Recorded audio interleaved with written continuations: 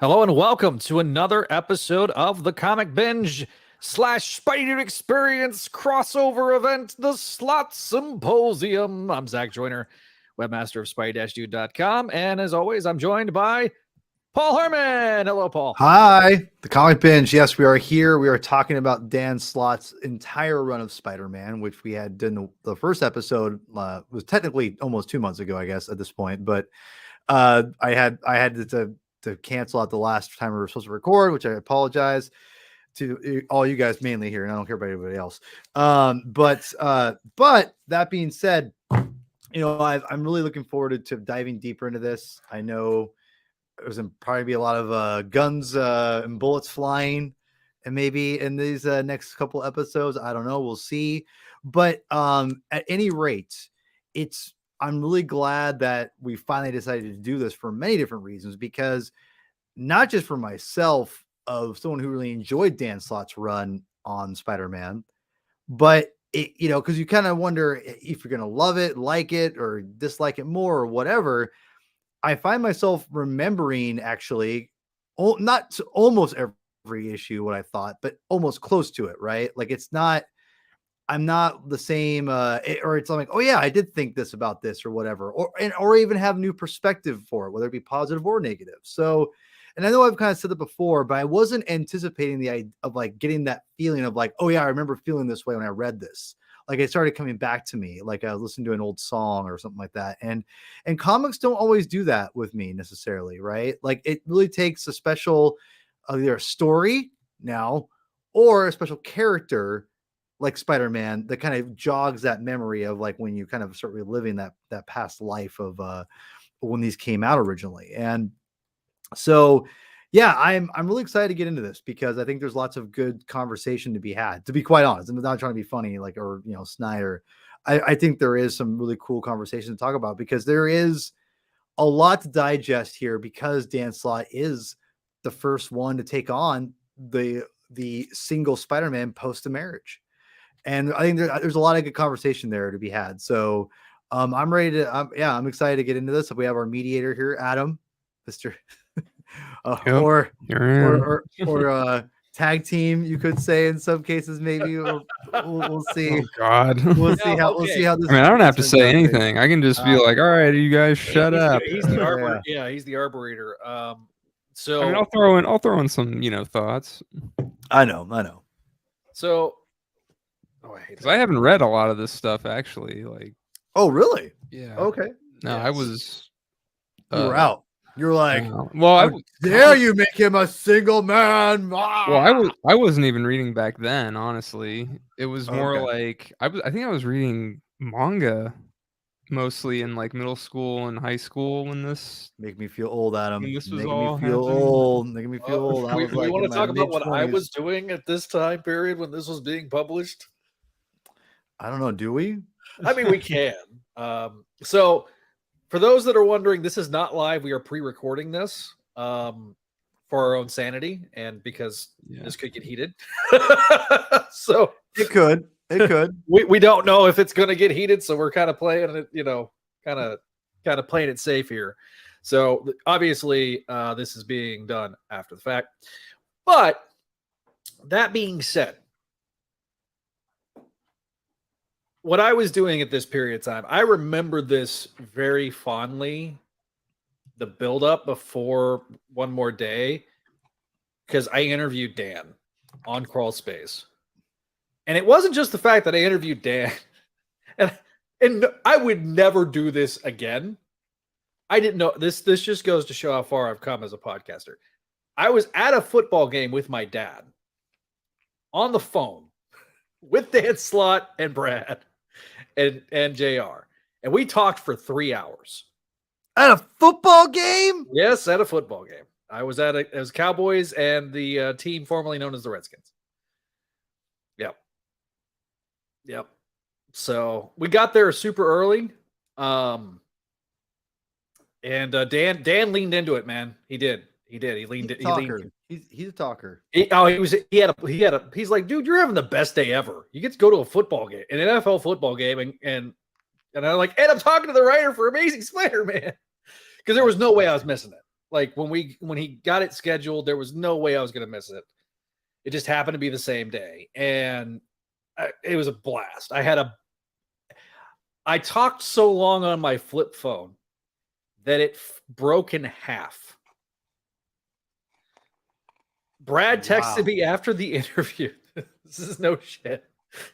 I flipped it open like I had done probably 10,000 times. The top half of the phone broke off and flew three seats, three at the stadium. At the stadium. Wow. Yeah. So I had half of a cell phone after that interview. So yeah. Wow. So when this came out, to put in perspective, which I love I love like going back to when these first came out, because it doesn't, in my opinion, it does help inform other people's opinions of what their life is maybe at the time. And that's not always the case, maybe, but I would say a lot of times it does affect things, because, at a different time in my life, maybe I dislike this more. I don't know. But at the time, Spider-Man was, I've been dating my wife now for, we've been started dating for a while, because we started dating right around Civil War, or like right after Civil War. It was like right post that. So I think we were started dating right when JMS was doing Back in Black. Mm-hmm. And so I think I started living with my girlfriend, my wife now, at the time when these started coming out. And I was in a very weird state in my life, which is, you could say the same thing for Spider-Man, right? He was in a very strange spot in his life. And I don't know, like, it's funny because I was just venturing into my, long-term relationships when Spider-Man got out of his, and was, it's very interesting because it was my first foray into not just growing up with a character, but like I hate to say it, kind of surpassed him, because they try to de-age him. And I was like, oh man, like I'm kind of passing Spider-Man instead of looking up to Spider-Man of like, oh, it's what I have to do. It's like, oh, actually I'm doing it more than he is now at this point. Looking down at him now.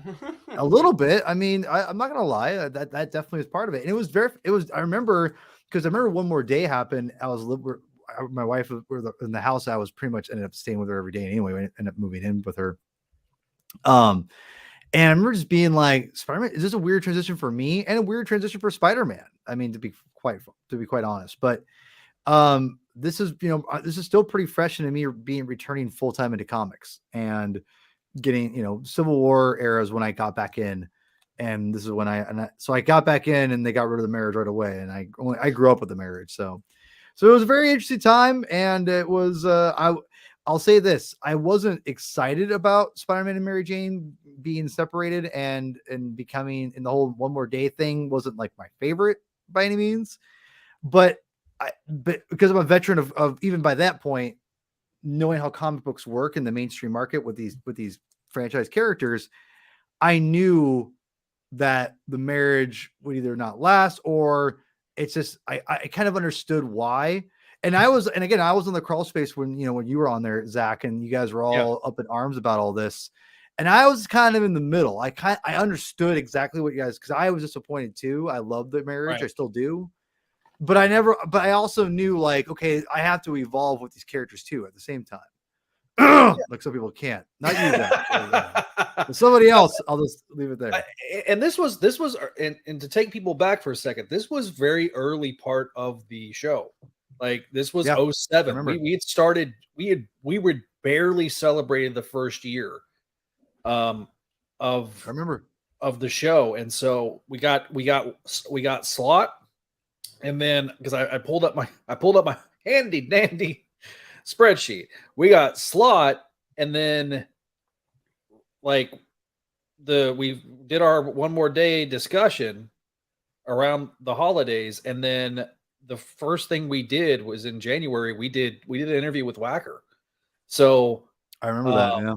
And so it was, so this is like taking me back. And I was, just barely starting my second semester of college as a music major. This takes me back. Like it's a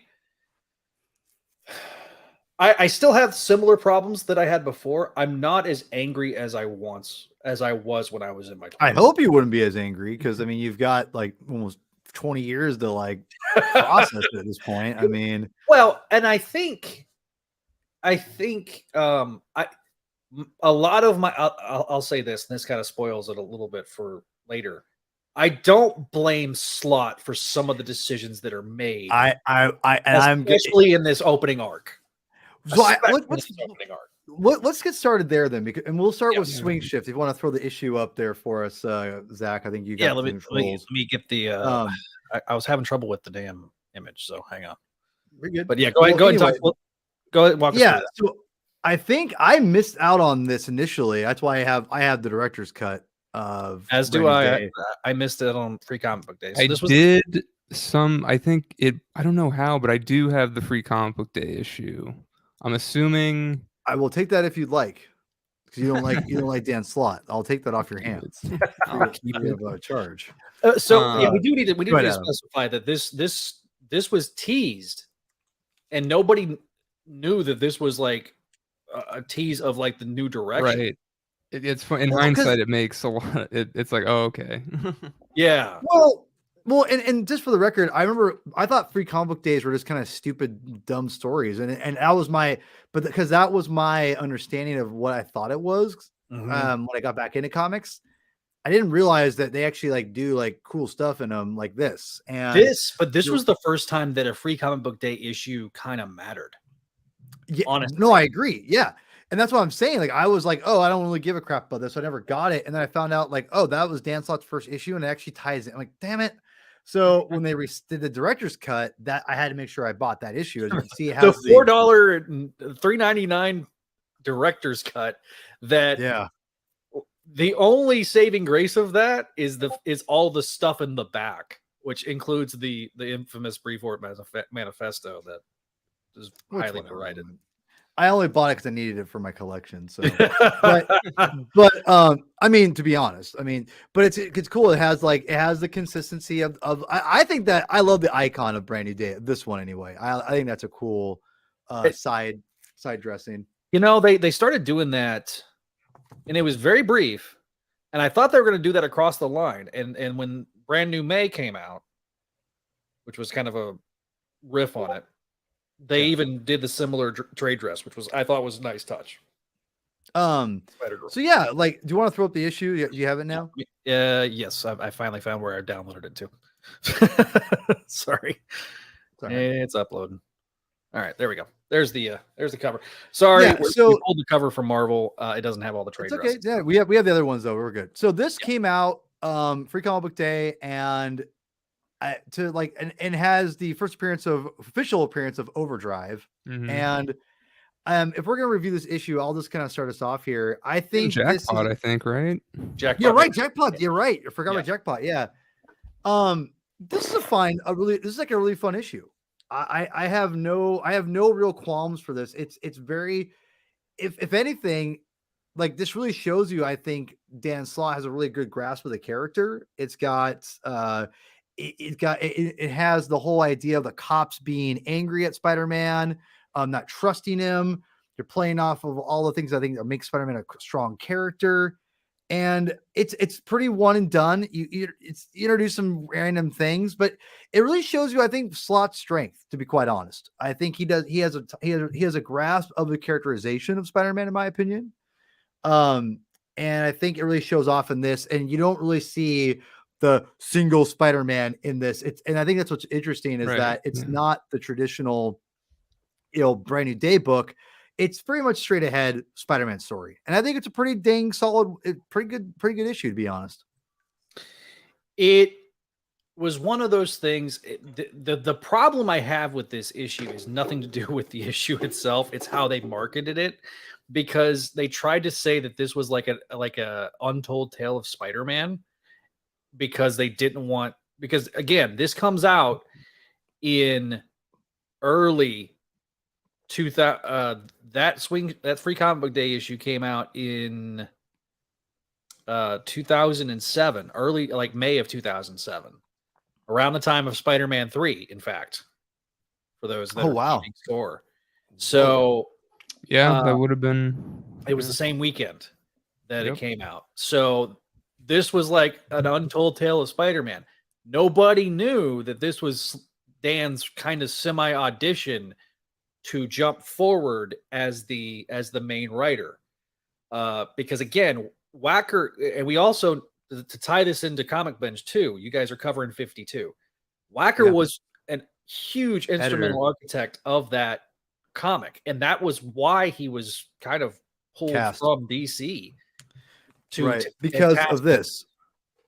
Yeah, right here, because Brand New Day was going to come out 3 times a month, and which, by the way, if we mentioned 52, we got to mention Keith Giffen. I'm not sure. Again, he passed away today apparently. Absolute effing legend, and I don't want to get I don't want to get too far. Go ahead. Well, I saw DeMatteis's tribute on Facebook, and it just hit me in the gut, man. I didn't. Yeah. He apparently now his last did you see the? I saw the tweet. Yeah, that's his statement was just hilarious, and you know what? That's the type of thing that he would have done. Which was, I told you I was sick. I didn't want to go to New York Comic Con. You know, I will say that, you know, what's interesting about the whole Wacker and the Keith Giffen thing, it's crazy because, you know, they brought Wacker on because of 52, which is I don't know if you guys have read 52, but 52 is fantastic. It's so freaking good. And because Stephen Wacker, hate to break it to you, Marvel, it's the writing, but I would say Keith is probably the reason why that book's so good, because his storytelling, he did all the breakdowns of that story. And didn't Pat Olive do some of the issues too? He did. But here's what people don't know about it. And again, this all ties back into this, honestly, because they brought in Wacker because Wacker was instrumental of keeping things flowing. Sure. But you also had the Bane Trust of, you know, obviously amazing writers like Mark Waid, Jeff Johns, and Jeff Johns is an organized mother effer. You know, the guy he has everything organized really well. Grant Morrison's organized. You have Rucka. You have guys who are really they have everything nailed down. You had the A team in terms of writing. Now, I don't think you need the A team to do what they were doing, but bringing back to Keith, rest in peace, you know, legend. He did all the breakdowns. So meaning they gave him the scripts, he would break down all the pages, and the artists would do off his break for the most part. Like his rough breakdowns were like, okay, so it wasn't like any thought. I mean, I hate to say it, but like not a lot of thought on their head, and be like, here it is. And Keith just kept, you know, he was the middleman. And that's how I think they were able to keep a very steady schedule, because the artist didn't have to always be like, what does the writer want to do? No, he's already got the writer artist being like, hey, here it is. Like, do it and make it look good. And we got to, and if we contrast in this, if we contrast it with Brand New Day, it was, they took one writer, one artist. You got 3 books, you got 3 books, you got 3 books. And it kind of, and they all had like a big old giant email chain that they were constantly talking. But if you go and read the Brand New Day era, again, this is not a criticism of Slott necessarily. This is a criticism of the circumstances with it. It was very inconsistent. Tonally, it was inconsistent.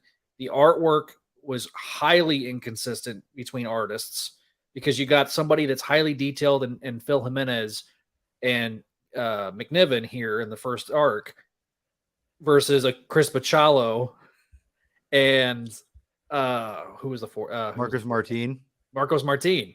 Like that, very those stylized. are very different art styles. If you had gotten somebody like, just pulling examples, if you'd gotten like a Mike Ringo and a Todd Knock and a Ron Friends together as your artists, that there is enough like tonal consistency between those artists that it looks semi-consistent. Whereas you've got 4 different, completely different art styles here. So it's interesting, because I can agree to that to an extent, because in 52, which again, you guys should read 52. It is I don't have as much DC knowledge as I do as Marvel stuff, as you guys know. And I am just, it's both well written and very informative of the universe. It's great world building or world like teaching, you could say.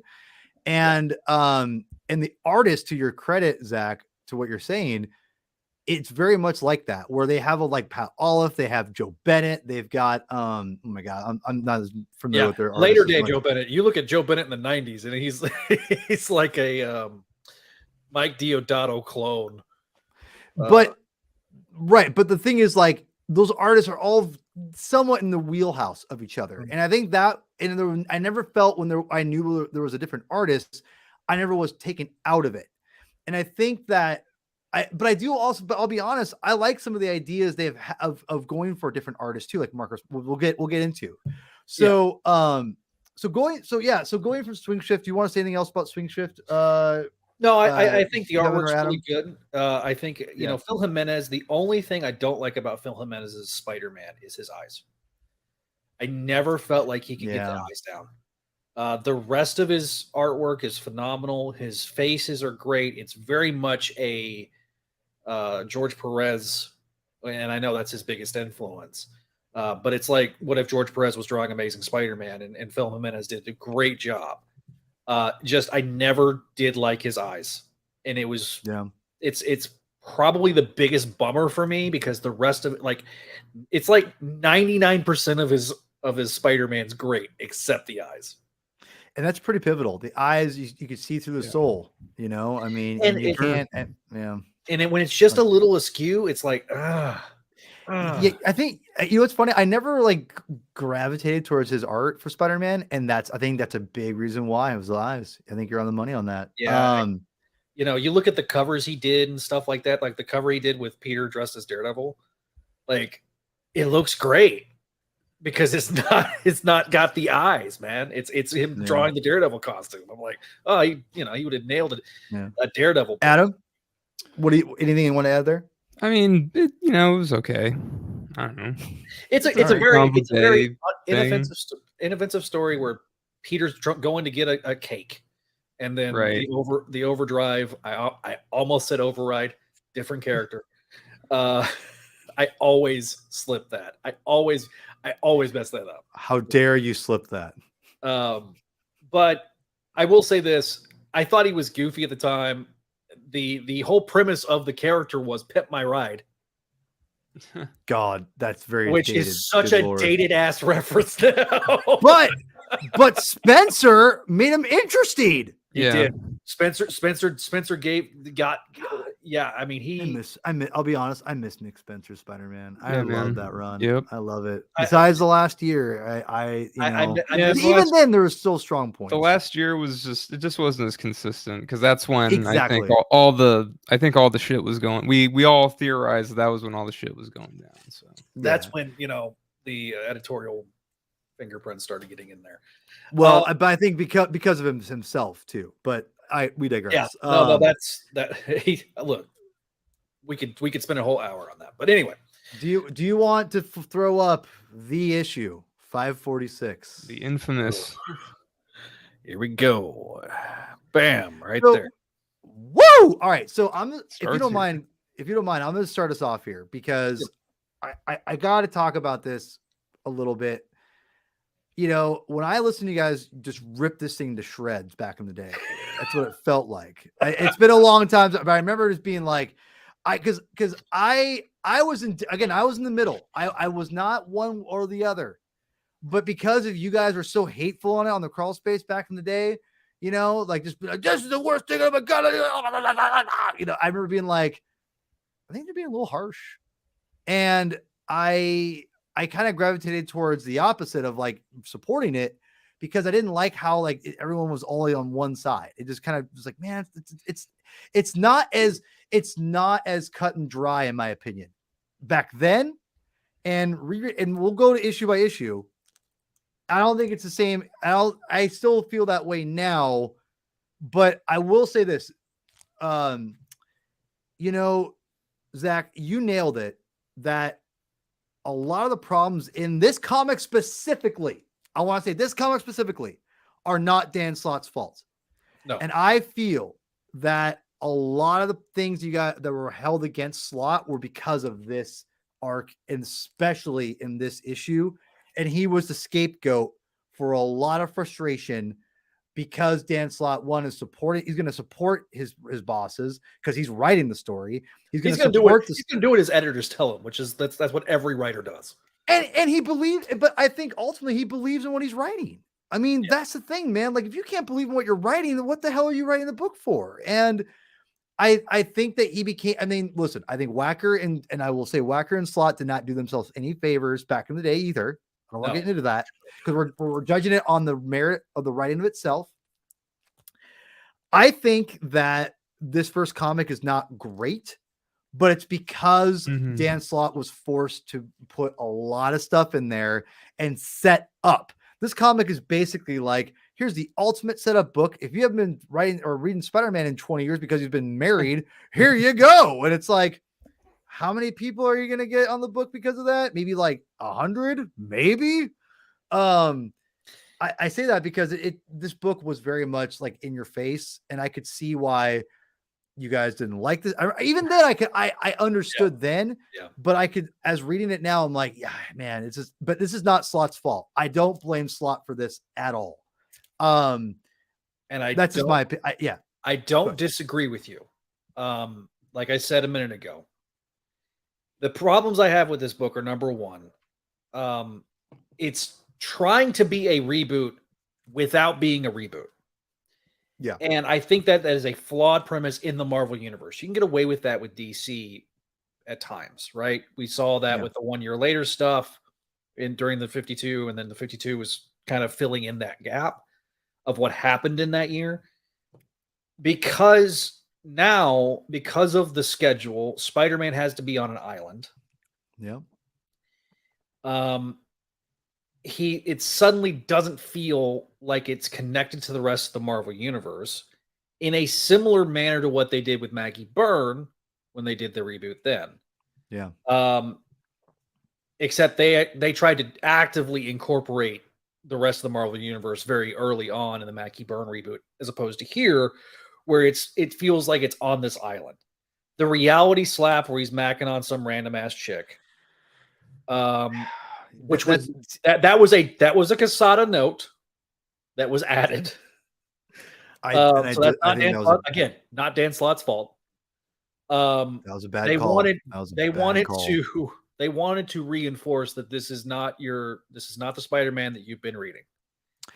And that's where I think I'm gonna totally agree with you. I think I was gonna say when I was reading these comics, I if this makes sense here, because I'm gonna get into the other issues for a second. The opening scene of like they kind of mirror each other. I think that's cute. I thought it was played well, but I think the problem is it was at the detriment of this issue particularly, and saying F you to every Spider-Man fan that loves the marriage.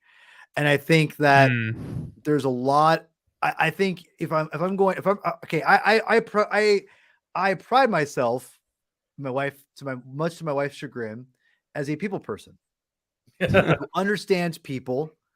Doesn't mean they're always going to like me or I'm going to like them or whatever, right? But I consider myself a people person, and I understand a lot of collective ideas. And I'm not the brightest guy in the world, but I'm not effing dumb either.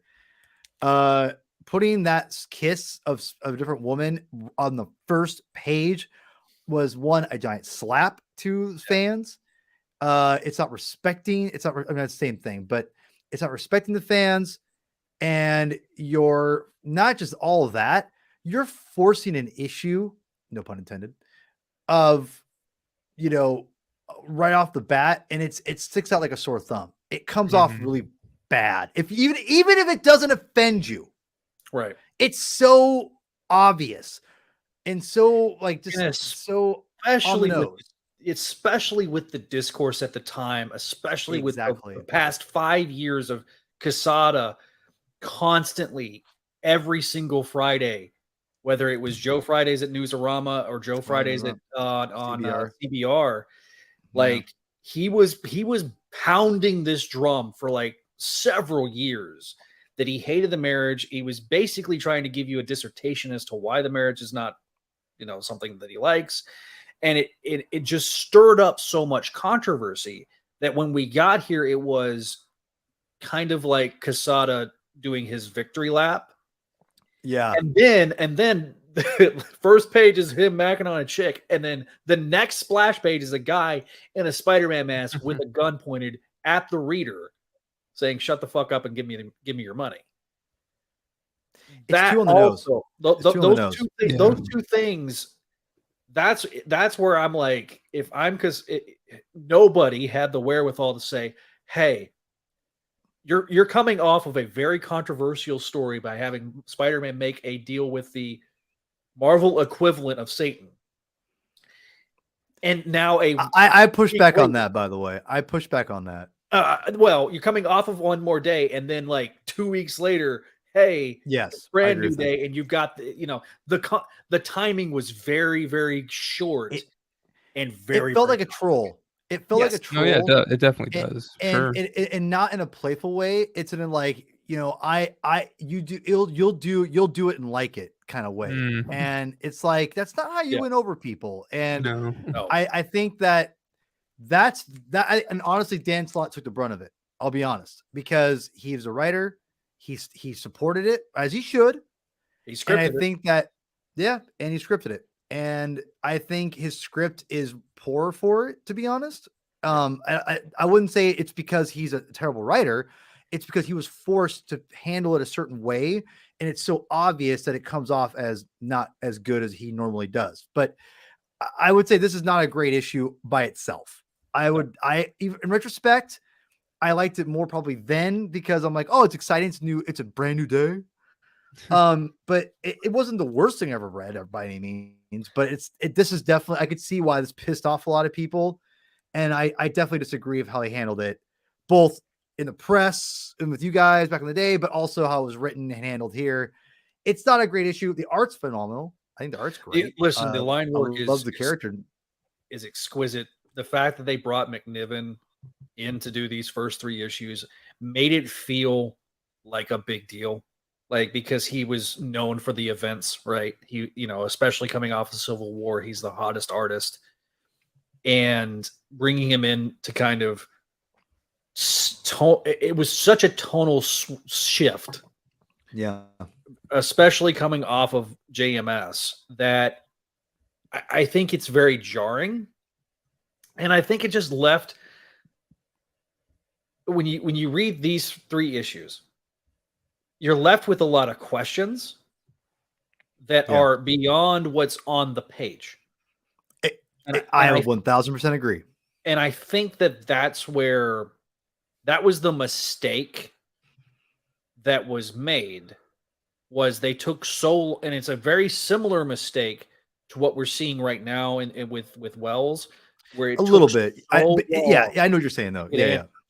To understand where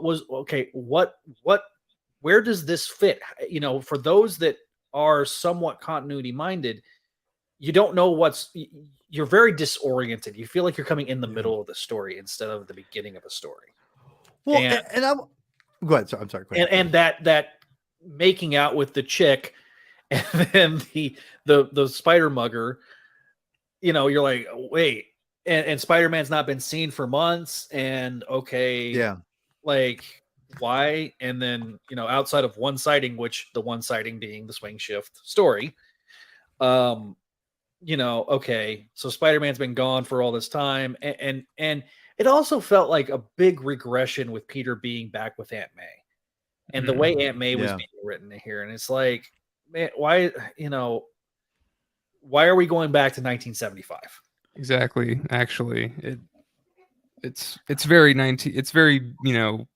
as somebody that's 70s. reading that era right now, and that's been reading a lot, like I'm going to catch up on Spec. Like I'm in that era with my read through on Amazing. Oh yeah. Like I know what you mean. It's like them trying to, it's them being the 1970s cover band. Totally. And not doing it well. Well, let's move to 547 and 548. We'll just kind of we'll kind of wrap talk about the whole run here in a second. Like overall, because it's pretty interchangeable. That being said, as a reread, not my favorite, of issue, I'll say. But 540, I would say 547, 548 are much better, and I enjoy them a lot, actually. I think these are pretty solid Spider-Man issues, because that's the thing I want to get to this point. As hard as it is, and this is why I think this whole show idea is really fun, because it kind of forces you guys who aren't as into it, like Zach and Adam, or Adam who maybe hasn't read some of this stuff yet. It kind of forces you to look at it as much as in a vacuum as possible, because it's almost impossible to do. But it kind of makes you look at it instead of like, how is this connected to the story going forward? It's like you can just look at it as here's this arc of 3 issues, right? Like how does it work together? Not like, I don't like Single Spider-Man, it's stupid, I don't like this. I mean, like, because you don't have that hanging over your head, because either you've gotten over it or you're, you know what I mean? Like, it's whatever, right? Yeah. And I'm curious if it's like, or we had Nick Spencer recently, and that kind of took the edge off. I will tell you right now, these 2 issues read so much better now. Oh, cool. And I'll say this, I'll say one of the reasons why. Because now that these characters, the Devil's Breath, the Mr. Negative, the Demons, have been adapted in the PS4 game, I forgot that they introduced that in this arc. So when I wasn't expecting Devil's Breath. Honestly, I was like, I thought maybe they made that up for the game. Yeah, they literally pulled that from this arc. I totally forgot about that. So I'm like, okay, and that's one of the better elements. And yes, Christos Gage being involved with the game too, I think helps as the lead writer, who was a part of all of this. It was me all along. Sorry, I'll always go back to that gif of Vince I did when we were talking about the Fix Ventures run. Sorry. It was me all along. When he's revealed as the higher power, it's me. Yeah, or he was like, or he's the one actually writing the like Nick Spencer finished up the it was me all along. No, sorry, I'm sorry. No, it's great. No, if there's not a wrestling reference in something that I do in at least a couple of times a year, then I don't feel complete. And so thank you. Well, and so I'm actually really pleased. Oh God. I just want to say that actually warms my heart, like my Devil's Breath heart, you could say, because I poisoned heart. I kind of forgot about that too a little bit. I'm like, oh yeah, like I knew and I want to say that too. Can you throw up the page that I put of like Spider-Man crashing into where he meets Mr. Negative, I think for the first time? Yeah. This is I actually have this in like a framed page format from I got it from I think it's from Home Goods or something like that. But but it's missing the dialogue, and it's just McNevins layout, and it's like really freaking cool. And I love this layout. It's just so good. And I gotta tell you, like Dan Slott doing Marvel style is probably tedious to an extent, but I'm going to tell you, you're not going to get as dynamic with this kind of like a writer's never going to write like this. I'm sorry, unless you're a writer artist, and I love it. I love it. This is so good. Like, and those who don't know, Marvel style is he gives, the plot of the page. McNevin or the artist writes, draws a sketch of what he's going to do or she's going to do. And then writer goes, cool. They write it, they draw it. And then the writer goes over and writes a dialogue a la Stan Lee, Steve Ditko, Jack Kirby, et cetera, et cetera. So this is dynamic. And I like this. No writer is going to write like this unless you're an artist writer. And I just love it. So, but I want to say that I liked Mr. Negative off the bat. And I think that's a big reason why I liked Brand New Day, because I thought it was cool. It's a little forced to have all new villains every arc. That being said, Mr. Negative definitely has outshined all of them, obviously, even before the game. And I've always liked. I think he was. Well, he's the one that showed up the most consistent after this arc. And always, yeah. Well, not only that, but I thought they've kept using him. They kept using him with him being a crime lord. It was him being a crime lord seamlessly integrated with what the classic street level stuff. And I will say this, that part of it, after you just had Peter Parker living in the Avengers Tower for an extended period of time prior to Civil War. That's not Peter Parker. That's not your classic Peter Parker. So by doing a street level story to start, I think was the right idea. And bringing, because at the end of the day, the whole premise of Brand New Day was to try to bring back Spider-Man to his roots. Yeah. Whether you agree with the way we got there or not, that's two different things. But at least, and we kind of saw that similarly with the start of the Spencer run, bringing him back to his roots. Well, and I feel like we're starting to see that now with Wells in this second year, where we're getting more street level stuff. When we do the street level stuff with Spidey, it really works much better than all these, into the world plots where nothing's going to ever be the same again. Again, I don't want to argue that point, but I disagree to an extent. I think I agree and disagree at the same time, if that makes any sense. So I think you agree with the premise that street level Spidey is better, right? Depends on the story. There's some street level stuff that would suck, and there's some like end of the world stuff that I really like. I'm not saying that there's that all the end of the. So let me be clear. Not all the street level stuff's good. I agree with you on that. Not all the end of the world stuff's bad, but it feels like that it constantly, especially with the JMS era, where it was Peter more expanded in the general Marvel universe, him kind of being in his own niche. It's a dislike, but it's also an understandable thing that they did. I understand it better. Right. I think that's a great point. And I think Dan Slott should get more credit for this arc, in my opinion. I guess this is me. I'm curious if Adam and you guys can agree or kind of chime in on this after I explain myself, because I forgot about the tablet too. Because you brought in like a mega deep cut, like because I don't think I had read the Tablet of Time at that point. So I was like, everything kind of went, So and then I had the Volume 4 Essential. Okay. So I've read the Tablet of Time, which has that. It's the Tablet of Time. It's the issue, and it ends right before Captain Stacy dies. 90. Issue 90. Okay. So it's like it covers everything from 70, like from 70 all the way up until 90. And so I had read that many a times, obviously seen it in the 90s show. They did an adaptation of that story in the 90s show. Baby Silvermane, which was unintentionally hilarious. I remember that. Yeah. The 90s show adapted a lot of classic stories. It did. And so not very well. This also leads to some criticism I have of Slott, where it's continuity porn, it feels like. Really? But it's not as bad here. This is not an egregious example of it. When we get later on, where did you know Marla Jameson made Spider Slayers, and he has to mention it every time she shows up? I honestly, that's almost like a. And part of that, I blame you, Josh. I know you're going to be listening to this episode later on. So, Bertoni, that's your fault.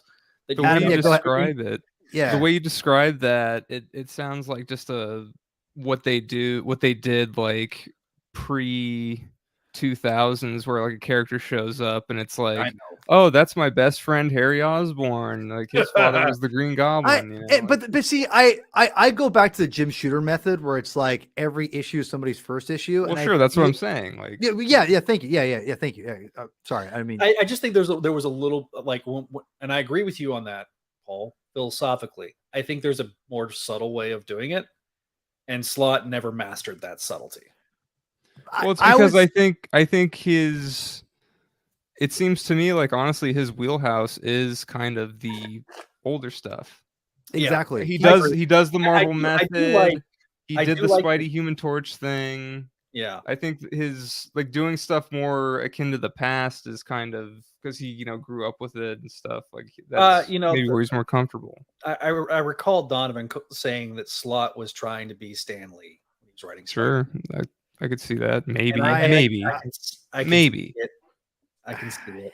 I can see that he's because his dialogue is very bombastic and it's very attempting to try to replicate that. And this is not like when I say this, I'm not trying. This is not a slam on Slott. This is not a like detriment. This is not me trying to be cute or funny. But this is not always the case. This is not But there's gonna be some exceptions. But I would say subtlety is not Dan Slott's strong suit as like and I don't mean that as I do not mean that as a negative by any means. I think Slott, he likes to throw things at your face and have fun with it. And I think that's why I like his writing, to be quite honest, because everything is at face value. You're not trying to be too cute, in my opinion. Like, I don't think that as being too cute. I think he's having fun with the continuity because that's how Dan Slott's personality is. And that's just maybe because I don't know him at all, but just seeing him interact with people in person, he's kind of a fun personality.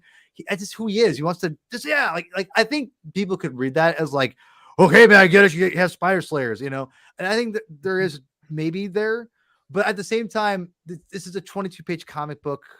Look, and going back to the interview that we did with him, he was so jovial and so nice and and he came across as a fan. That he 100% is a fan, because he is a fan, and it sucks to a standpoint, from a certain standpoint, that the internet has kind of browbeat him down at times. You know what? And I take some responsibility being a part of that site at that time, and the toxicity wasn't one-sided. I'll just say that. I'm going to say in this, and I would say this in this, I've been guilty of this myself. So this is not me a detriment. I'm not trying to slam any creator that's on the line and defends himself. Let's just say this: pride causes people to do crazy things. Yes. And when you hurt pride, people react and become backed in a corner, and they react. And I am guilty of that more than anyone. And I think when you put fans in a corner, if you put creators in a corner, you put anyone in a corner, fight or flight happens, and say some really messed up stuff. And when he told, look, there was the lowest point I think for him online, I think, was where a guy was just being an absolute dick towards Slott. The guy was not in the right, but then Slott made the mistake of, you and I know who Herm Edwards is. Herm Edwards has a saying: "Don't press send. Write it all out, but don't press send, because once you press send, it's there forever." And Slott told a guy to go blank himself, and that Slott was not in the right. Okay, I mean, at the same time, he had been that had been something that had been building in him for a long time. And it was not a good moment on Slott's part, but I look at it much differently now than I did back then. I was outraged. It was a whole big thing. We made it a whole big thing. It was not professional, but in an era of mistakes, everybody makes those mistakes. And I think that to think that he should be, completely perfect, I think is a mistake, because we are unfailingly human. All of us are. And I think that Dan, center around, Dan is, just like us. He's just a guy that's completely human. To wrap this arc up. Yes. I think the artwork is great. I don't remember if this plot element went anywhere,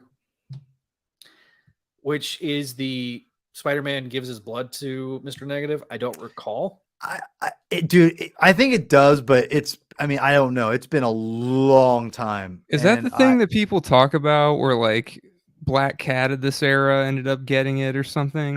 That may end up. That was also some of the problems that was with the. Well, we're gonna find out eventually, right? Because Black Cat shows, Dan Slott. Maybe. Yeah. Well, we'll see. We'll see. But I'm not worried about the plot device because we all know, like, because he's sharing writing duties, we don't know. He may not even he might not even be the one that wraps it up. I will say this: Slott, every time he wrote, it felt like he was doing more to advance the plots than the rest of the writers were. Oh, 1000%. Mark Guggenheim, I think, was probably the next one. Guggenheim was number 2, and he was honestly, if I was to rank them, I mean, Guggenheim was probably number 1. Genuinely, really?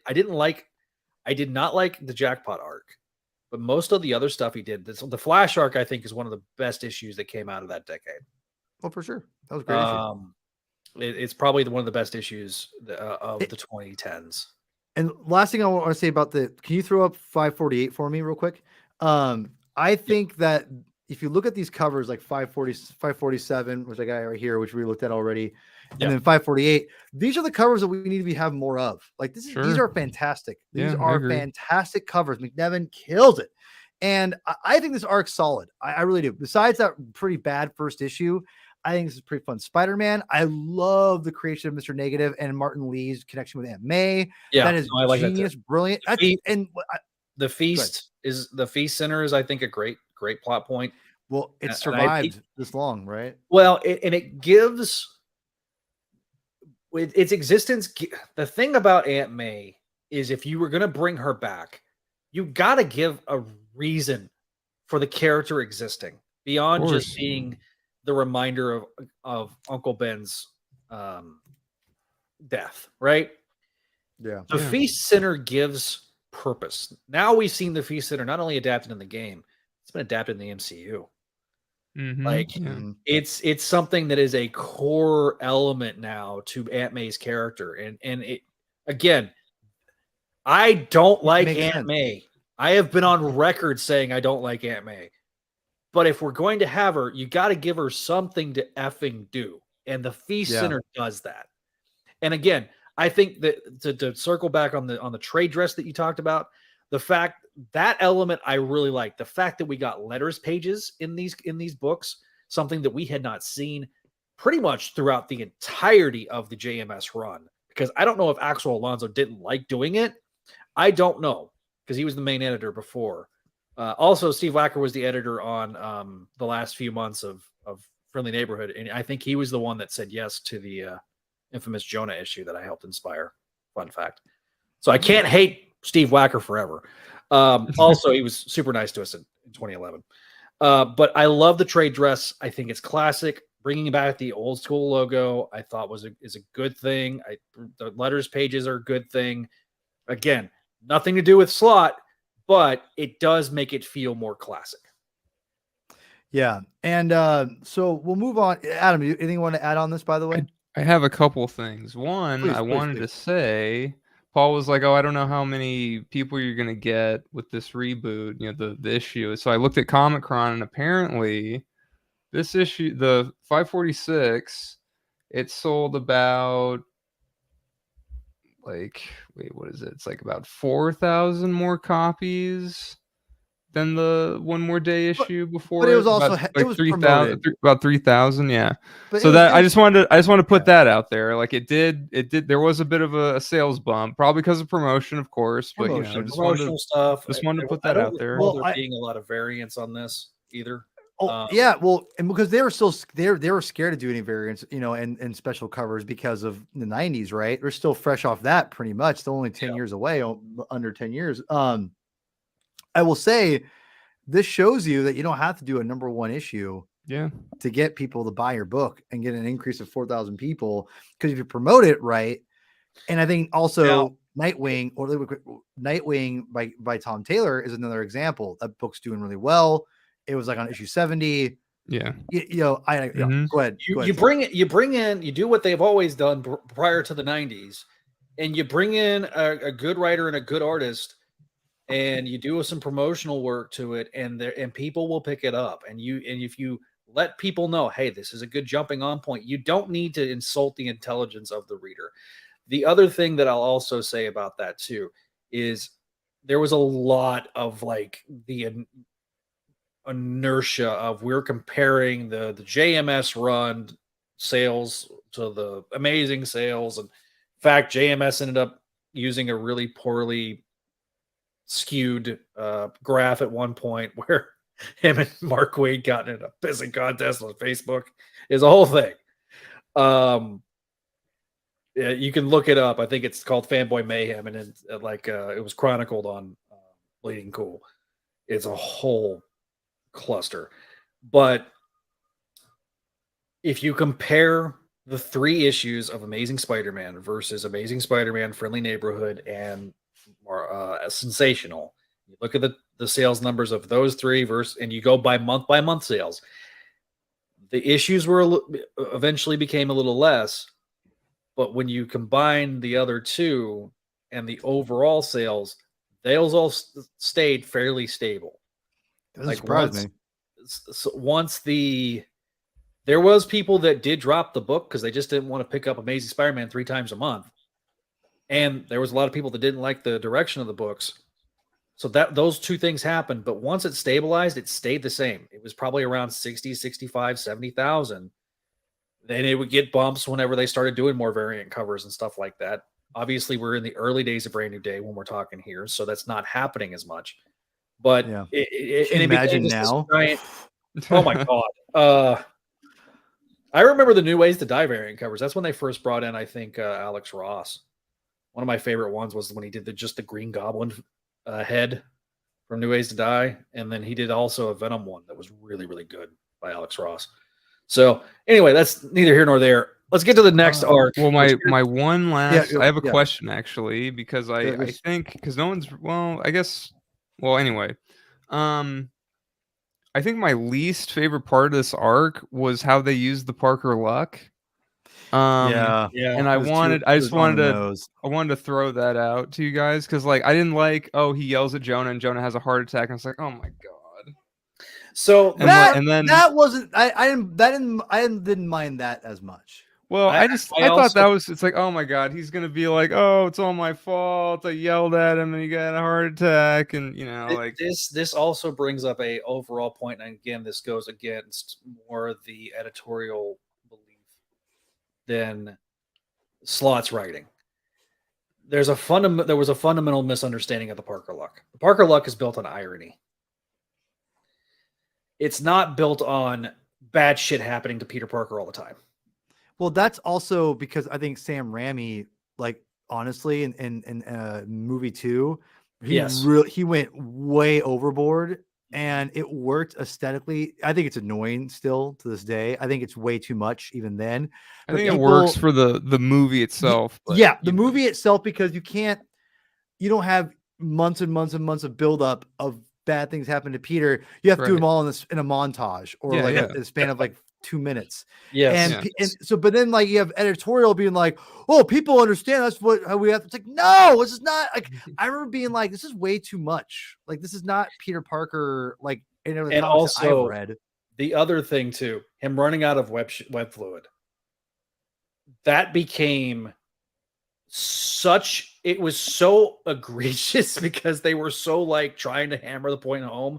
Because again, for context, for those that don't know, before Brand New Day, Peter was using organic webs because of the Raimi films, because they wanted corporate synergy. They wanted Peter Parker to have organic webs, in a really bad story by Paul Jenkins, where he basically gave birth to himself as a spider.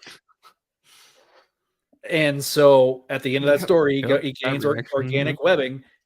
They were trying to hammer the point home that Peter Parker's web shooters are back and that he does not have organic webs. And guess what? They never explained how he no longer had organic webs. I was going to say. Well, I thought it was because of the other. No, that was after the other. The other gave him some other like that. The spikes were the other, but the organic webs predated. No. I know. But how I would explain it is the other. When he got rebirthed, it took away his But he was still using his organic webs after that, though. That's the problem. Was he? Yeah. Well, yeah. So it was one of those. It's like if we don't explain it, people will probably just forget. It's magic. We don't have to explain it. Which I've made that joke for a long time. That was a paraphrase of a conversation that JMS put out. I don't think anybody ever said, including Casada, it's magic, we don't have to explain it. It was a paraphrase of a conversation.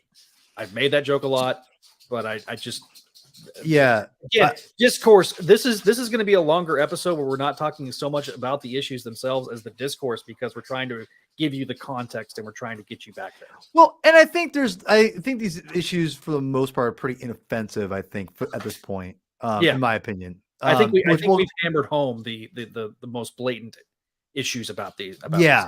So, and to answer your question really quick, Adam, I do think that there was a emphasis of that Parker Luck in this, with not just with Slott, with all the again, editorial being the main problem here. But going into 559, which is the first appearance of maybe the most annoying character of all time. The character that I hated in the games. I hated her in the games. I hated her. Well, you know what's funny is I don't think she's a great character, but I think there's a place for her in Spider-Man, but I don't know. Like, she's kind of ahead of her time, to be quite honest. I mean, sure, yeah. Okay, this is something that I'll say about Slott in terms of the creation of this character. You got to think about this. This character and this comic came out, or the first comics that we just talked about came out within weeks of the original iPhone being announced. Wow. The iPhone hadn't even dropped yet. So the smartphone as we knew it did not exist. However, you had things like Vine and you had things like YouTube in its infancy, and MySpace and Facebook. Those all existed. So, and I think Twitter hadn't even been brought up yet. So Twitter didn't come out till 2009. So again, for context here, Vine was like the most popular, it was the TikTok of its time. And so live streaming and live blogging is and the story elements that are brought here are smart. I just think that Screwball's annoying as hell. I mean, obviously it's kind of her purpose, right? Yes. I mean, she's supposed to be over the top. And I would say that I kind of wish there'd be more. I thought they would actually do more with her, to be quite honest, than what they did. It feels like they're afraid to do more with her for the sake of not ruining the character, but you know what I mean? Like, that's what it feels like. We don't want to, like, she's not the character you want to go deep with, even a little bit. I thought there might be some learning from Spider-Man, and maybe I'm forgetting an arc or something, but I feel like she's always played as like this obnoxious person when which I don't mind obnoxious characters. And that sounds weird to say. She's not like my favorite character. I don't hate her guts. Like, I think you guys all hated her back in the day, but like, and the video games did not help me. Unlike Mr. Negative, where the video game helped endear me more towards Mr. Negative, this had the opposite effect because I hated those missions because I just felt that were very repetitive, which is a problem with the character. When she does show up, it's the same note. There is no. It's like playing middle C on a piano, and you got a toddler, and that's the only thing that they're pounding on a piano. You know what I mean? That's accurate. That's accurate. But from a musician standpoint, you understand that. Like, it's like you're hitting middle C, and that's all. And that's Screwball. That's just her in a nutshell. Now that being said, I think that to me, this shows you, I think, Slott's, in these three issues here, which was 559, 560, and 561. I didn't read that issue. The one we just showed me. I didn't read that one. 549. Oh, that's Guggenheim. That's the wrong one. How dare you? Okay, good. I'll make sure I didn't screw that up. Yeah. I thought this arc is maybe not as good as if you take off 548.6, I think it's probably a stronger arc than these three issues. But that being said, it's a very entertaining, I think, Spider-Man story, but there's a couple major issues with it. You're pushing plot forward with Dexter Bennett and that whole thing. I like the idea of Spider-Man, Peter Parker, evolving his photography skills, like trying to figure that out. Like, I think Dan Slott had a good grasp of all that. I think, juxtapose. Oh my God, I can't talk today. juxtapose this with like his real, like with Screwball and with what's going on. This to me felt like Parker Luck after we had got Brand New Day for a while and then kind of settle in. This felt more like a natural way of doing Parker Luck to me, because you had him just like, oh, I gotta be a National Enquirer photographer now. Great. My boss, there was some natural progression of the character of like annoying Peter Parker's life without with like the irony aspect, what you were talking about, Zach. I think that Dan Slott plays well on. And then you add Marcos Martin's beautiful layouts. If you want to throw a layout, I threw it to you. That'd be awesome. The art is so good. Oh my God, art's so good. Like I do have a problem with one of the more infamous parts to the art. I already know which one you're going to talk about, but we'll get to that in a second. But I knew it. I knew you were going to say that. I knew it. So bad. It's but not again, great. It's not great. From a standpoint, this is the first appearance for everybody. Context key here. This is the first appearance of Mary Jane in a comic since One More Day. So we're going before. Yeah. But I think I sent you another one where it's Spider-Man, like it's like him on a ledge from Marcos Martin, I think. Yes, that right there. Yeah. This is fantastic. Yeah. Like this to me is Ditko like evolved. Like sure. This is Ditko meets Europe. It's like a Europe. Yeah, exactly. And it helps that you have Javier Rodriguez doing the breakdown, like doing the inks on it too. Over Martin's work. And again, like, Martin had done some stuff, but this is the first time you really got to see him. And I remember, and if you go back and you listen to those old episodes of Crawl Space, I distinctly said this was like the love child of Steve Ditko. This is, and I think that Dan Slott, I think, really shines with an artist like this. It's really, and that's why I think they probably had a good chemistry together. It's why his final issue was drawn by Martin. I think. Right. Yeah. It makes sense. I'm gonna say this here. There's not much to say about this other than we'll get to the major stuff, obviously, which you already kind of hinted at. If you want to throw up 560, that'd be great. So I'll throw a couple of panels that I really love. Sure. I love this coffee drinking panel. I love the way the layout is. I love the way the thought bubbles. Again, thought bubbles, something that we had not seen in a long time. Yeah, I was gonna say that too. The thought bubbles was such a nice thing to see in this, in my opinion. And we don't get those a lot, even then to now. But like even then, it was super rare. And like he brought that back. That to me is Spider-Man. Well, not just the captions, thought bubbles, because he's constantly thinking, and thought bubbles gives more of a constant idea in that. So this is where I'll probably push back on you more in this arc. I think from a moral aspect. Will you throw up 560 for me? Just while you're talking. Yeah. So also fun fact for those that are audio listener, because this will be on the audio edition too. On the cover, Incredible Hulk in the cover in the corner. So that also gives you context as to when this was being the movie, the MCU film. The second MCU film that ever existed is The Incredible Hulk, now available on Disney Plus. So yeah, no, I like this is very much a pop art cover here. Oh, for sure, definitely. It's inspired by like a that's a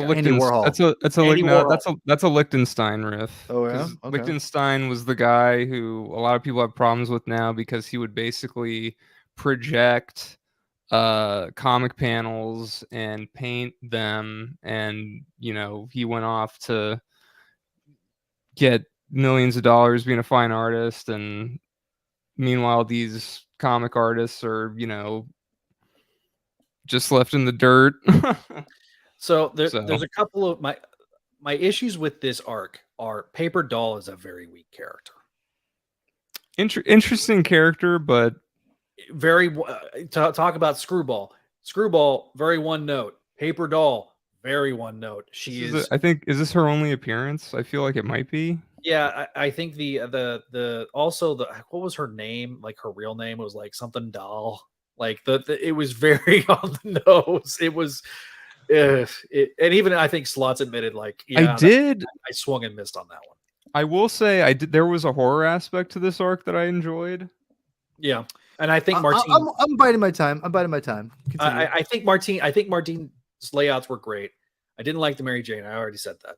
But Bobby Carr. Yeah, no, I know that either. I don't love him, but I don't hate him as much now after I've read it again as I did back then. And that's because back then, this is the first time we're seeing Mary Jane. She's with this douchebag. Why is she with the douchebag? When did this happen? He wasn't really a douchebag, I thought. Like he's a little more sympathetic than I remember him being in my brain.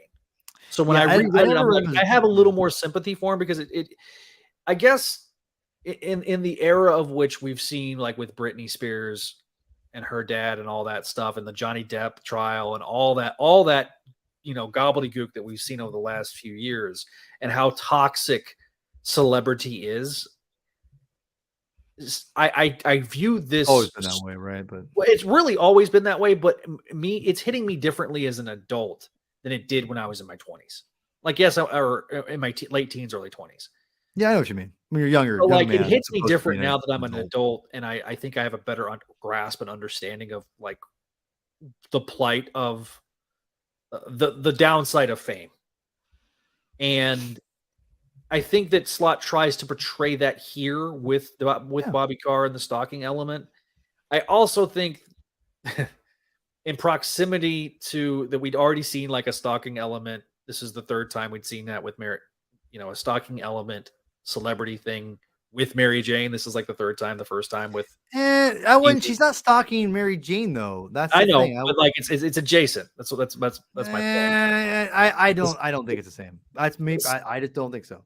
So my point being, like the Jonathan Caesar's stalking element in the 80s, and then in the 2000s, early 2000s, in the Mackie Byrne reboot, the stalker that never got a name, just the stalker. The proximity to that, I'm like, we've seen this kind of song and dance before. It's an interesting villain, and I don't think anybody but Martine could have pulled off visually the character. Yeah, I agree.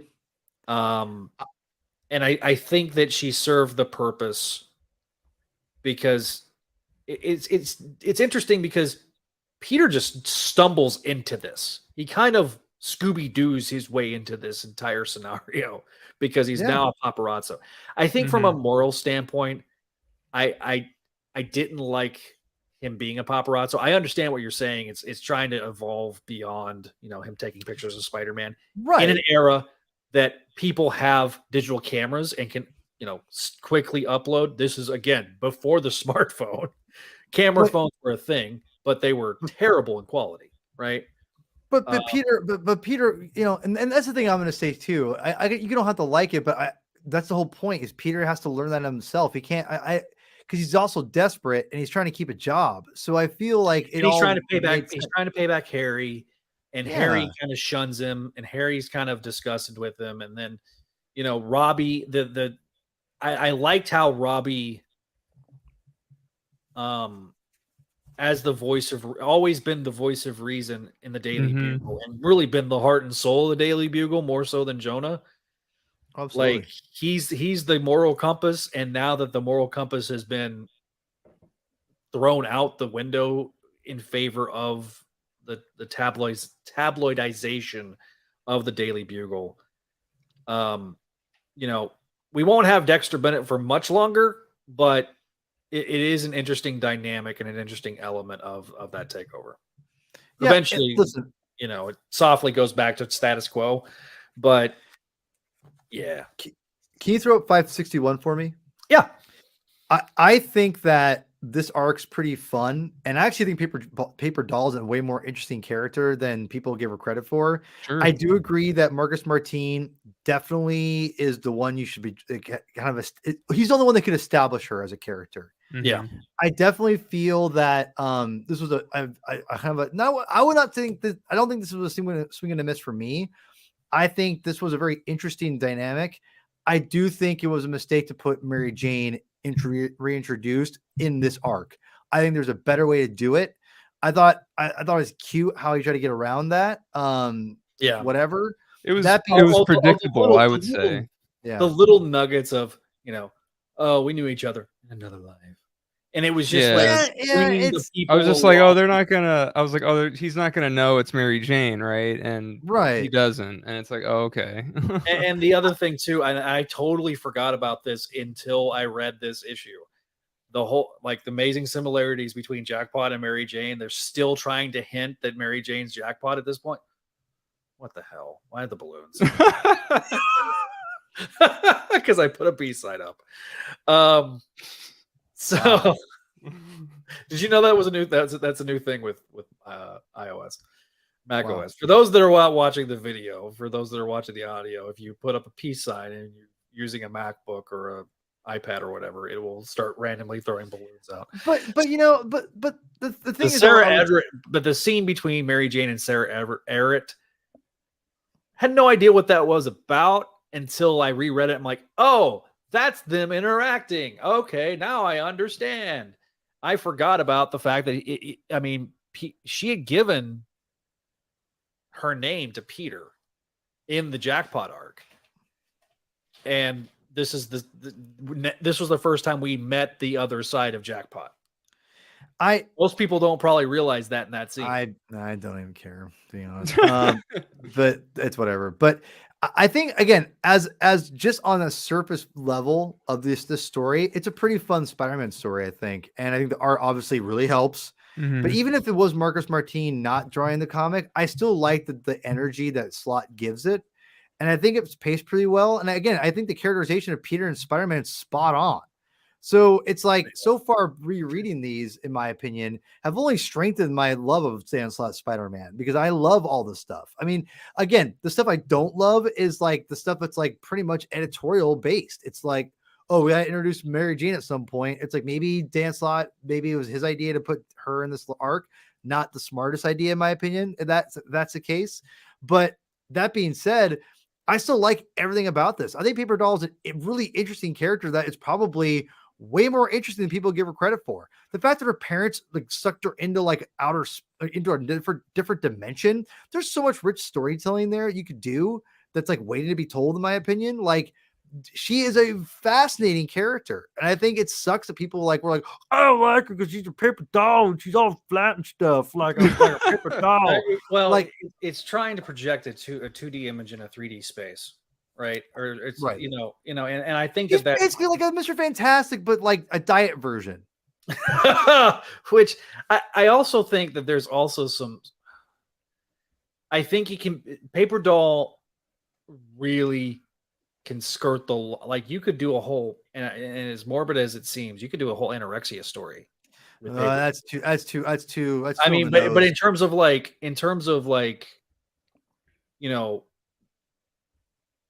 that type of thing, there is storytelling elements. Should it be done? I don't know. There's a horror element that's heavily missing from this. Oh yeah, probably. I think when it's used pretty well. Yeah. If you want to take out the cover now, you can. I just wanted to throw it out there. Sorry. Look, this is a great cover.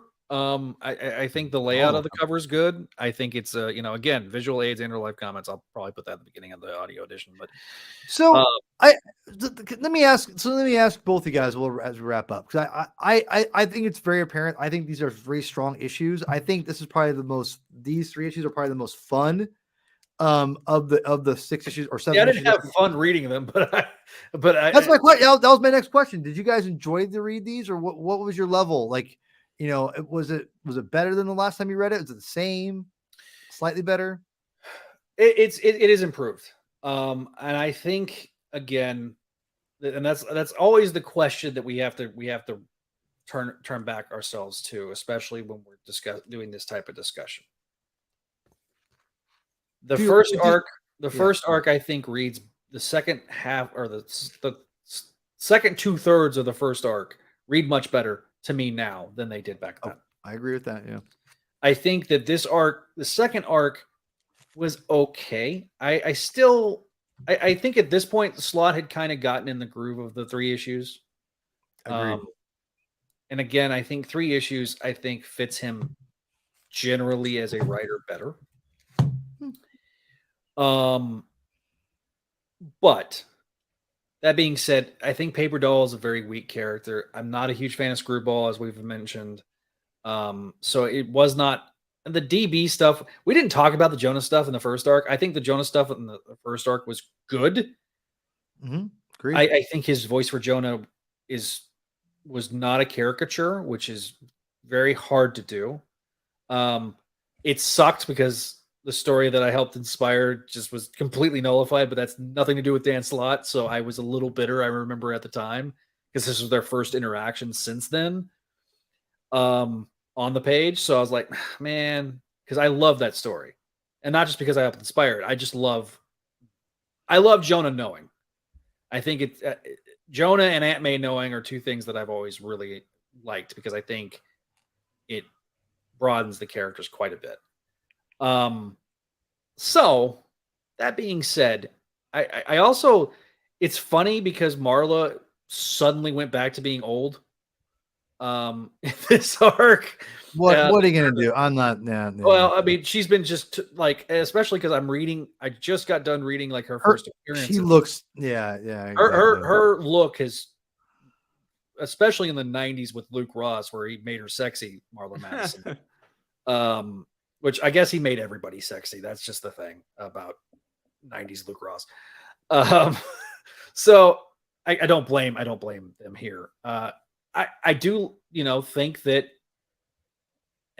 the element of her selling the stock of the Bugle because, damn it, it's going to kill Jonah. I think that does make sense. Yeah. Because something was going to have to change with Jonah. I agree with that. So I don't hate that element as much as I used to. Again, back to Paper Doll. Bobby Carr, I can do without Bobby Carr. Mary Jane was okay. I still don't think he ever nailed Mary Jane in terms of writing her as a character. And I think it's been a while. Tonally, I think it starts here.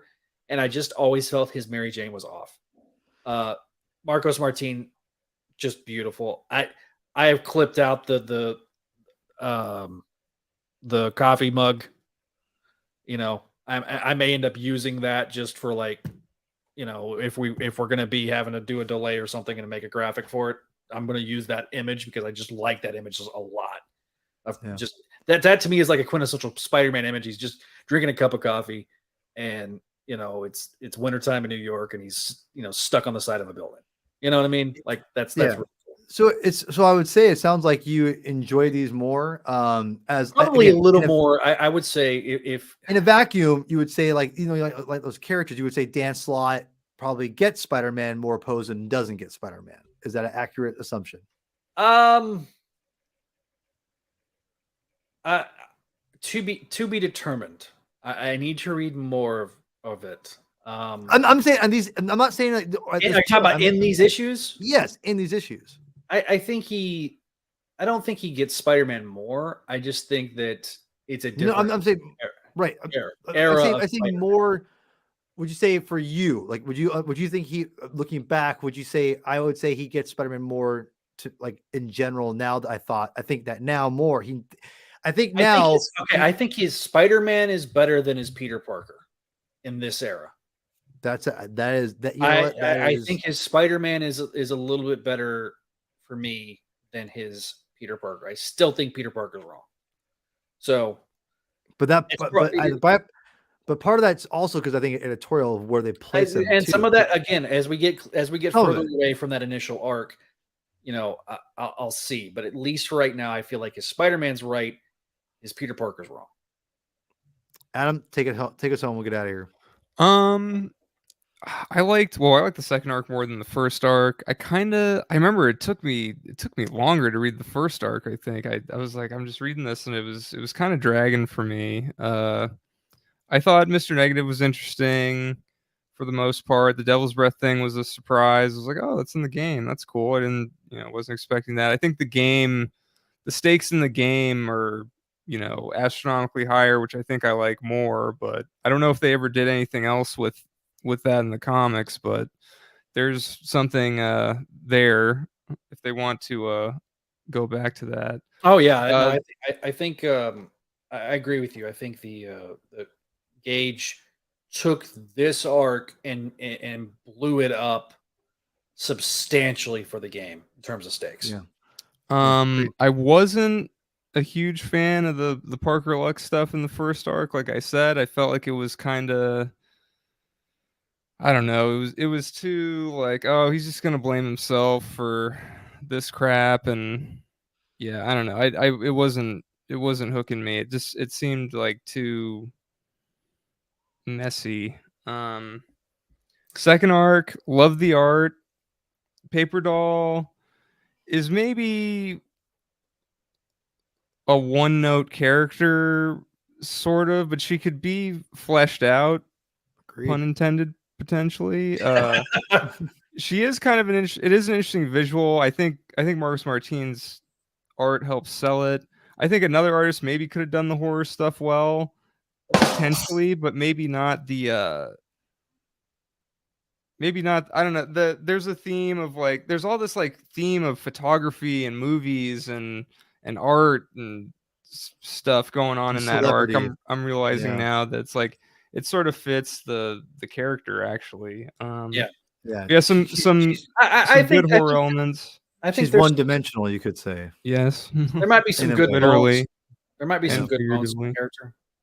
Yeah, they could maybe do something with her, but I feel like this was, it was an okay story. She would be a really good doctor, like a Doctor Strange or a Ghost Rider, or like a supernatural, like in a more supernatural setting. She might work a little better. I have a pitch for her at some point if Marvel ever would hire me. The thing is too, I think the strength is that she is scary in, when she's like sucking people dry of their, dimension.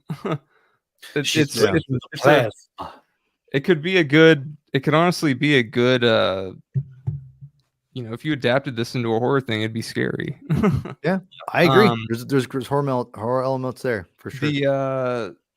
The Mary Jane thing I thought was predictable, just because like, oh, he's not gonna know, right? And they didn't do that. It's like, okay, whatever. And then the paparazzi thing, I mean, I don't know. I guess I feel like I understand why he takes the job, because he is desperate, and they've established that he's basically, got nothing. He's like at rock bottom essentially at this point.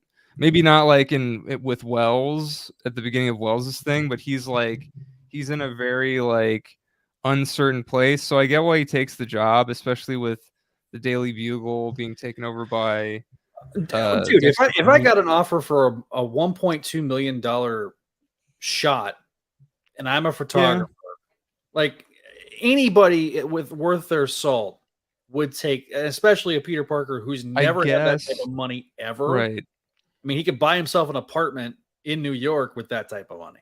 It feels like to me that it's a product of, it's a product of his status in the book as it relates to the reboot of Brand New Day. If this were like, during JMS's run, I don't know if he would do it.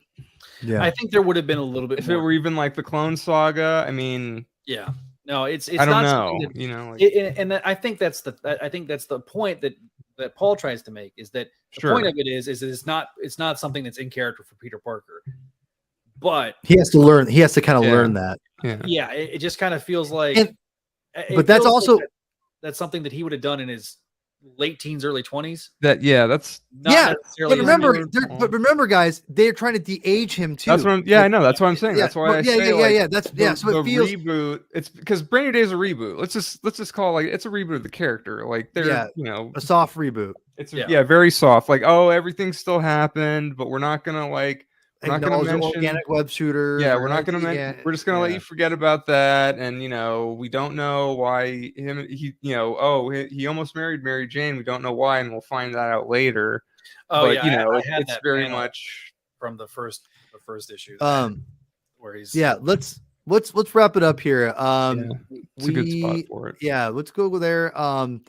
Thank you so much for everyone joining us. This has been way our longer. Next episode, because I do have the list. Yeah, New Ways to Die, I believe, right? It is New Ways to Die. So we're going to be covering the 6 issues of New Ways to Die, drawn by Jazzy John Romita Jr.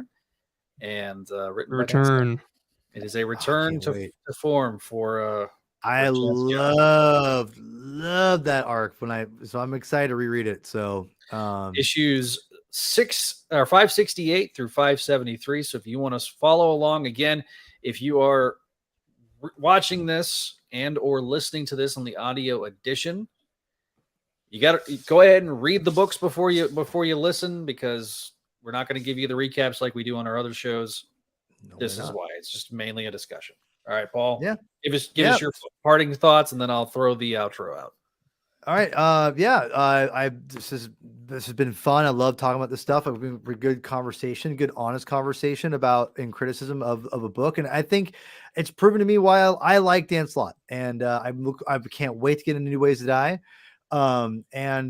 Please go, if you haven't already, go subscribe to the Comic Binge, go listen to a bunch of the episodes of the Comic Binge, interact with the Comic Binge, meaning you can follow us on all our social media accounts, go like some of our videos, go leave some love notes, aka comments. I'd really appreciate it. There's a bunch of Spider-Man content, the Spider-Man Council. Go check us out there, and I really appreciate everyone's support.